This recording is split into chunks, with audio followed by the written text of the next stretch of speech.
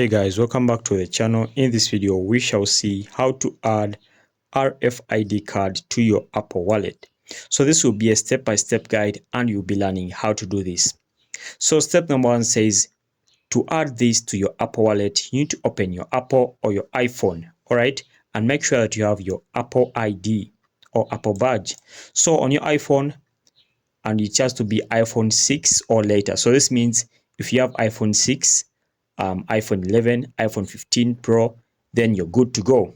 And even the Apple Watch Series 3 or later. All right. So sign into your device using your Apple ID. After that, tap on the app participating employer and then provide your employer with the employer credentials.